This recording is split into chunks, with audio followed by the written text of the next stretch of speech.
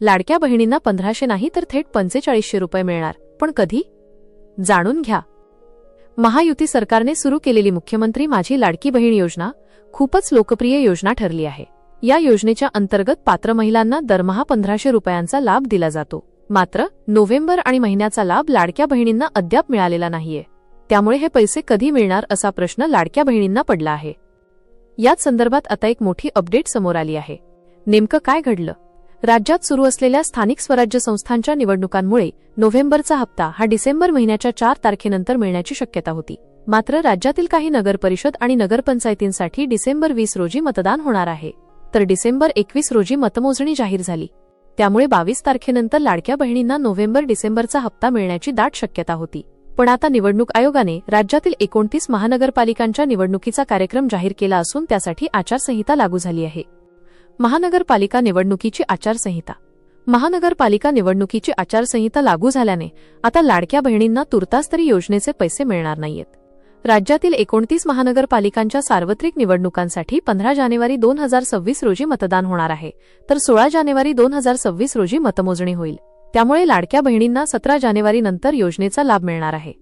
लाडक्या बहिणींना थेट 4500 रुपये मिळणार. महानगरपालिका निवडणुकीचे निकाल जाहीर झाल्यावर लाडक्या बहिणींना नोव्हेंबर, डिसेंबर आणि जानेवारी अशा तिन्ही महिन्यांचे एकत्रित 4500 रुपये मिळण्याची दाट शक्यता वर्तवण्यात येत आहे. या संदर्भात कोणतीही अधिकृत माहिती समोर आलेली नाहीये, पण निवडणुकीनंतर सरकारकडून एकत्रित तिन्ही महिन्यांचा लाभ दिला जाण्याची शक्यता वर्तवण्यात येत आहे.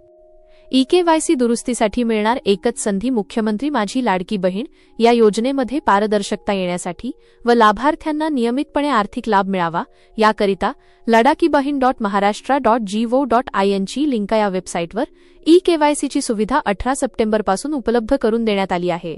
तर EKYCची शेवटची तारीख डिसेंबर 31 आहे. मंत्री अदिती तटकरे यांनी म्हटलं, मुख्यमंत्री माझी लाडकी बहीण योजनेतील बहुतांश लाभार्थी या दुर्गम ग्रामीण भागातील आहेत. EKYC प्रक्रिया करत असताना त्यांच्याकडून काही चूक होणे स्वाभाविक आहे. या चुका दुरुस्त करण्याची संधी मिळावी अशा आशयाची अनेक निवेदने विभागास प्राप्त झाली आहेत. सदर योजना ही महिला सक्षमीकरणाच्या हेतूने राबविण्यात येत आहे.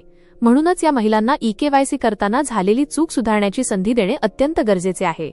हीच बाब लक्षात घेऊन EKYC मध्ये केवळ एकदाच सुधारणा करण्याची अंतिम संधी 31 डिसेंबर 2025 पर्यंत देण्यात येत आहे, असंही मंत्री अदिती तटकरे यांनी म्हटलं आहे.